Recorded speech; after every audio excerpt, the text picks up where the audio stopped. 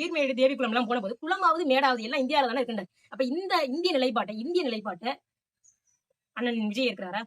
இந்தியம் அப்படிங்கிற நிலைப்பாட்டுக்குள்ளதான் கடைசி வரைக்கும் ஐயா காமராஜர் அவர்கள் இருந்தார். அவர் தமிழ்நாடு அப்படிங்கிற மாநில உரிமையை மாநில சுயாட்சியா ஐயா காமராஜர் பேசல. அவ மாநில சுயாட்சி பேசாதா? இங்கிட்ட அண்ணாவை தூக்குறீங்க, மாநில சுயாட்சி பேசின அண்ணாவை தூக்குறீங்க, இங்கிட்ட மாநில சுயாட்சியை மறந்து போன எம்ஜிஆரை பேசுறீங்க.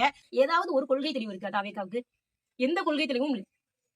இந்த காமராஜர் இந்த நிலைப்பாடு எடுத்துக்க வேலுநாச்சியார் என்பவர்கள் ஒரு வீர மரத்து சிவகங்கை சீமையில மீட்டெடுத்தாங்க அப்படின்னு பார்க்கலாமே தவிர, ஒரு பெண்ணுரிமை போராளியாக நம்ம பார்க்கலாமே தவிர, ஒரு பெண் போராளியாக பார்க்கலாமே தவிர, முதல் பெண் விடுதலை வீராங்கனையாக ஒரு அடையாளமாக கொண்டாடலாமே தவிர கொள்கை தலைவராக இருக்க முடியாது.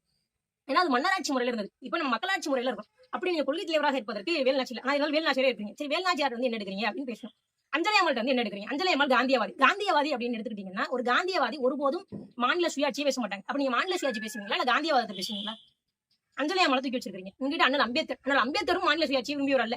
அப்ப அண்ணல் அம்பேத்கரையும் தூக்கி சுமக்குறீங்க. ஆனா தமிழ்நாட்டுடைய பிரதான கோரிக்கையே மாநில சுயாட்சி.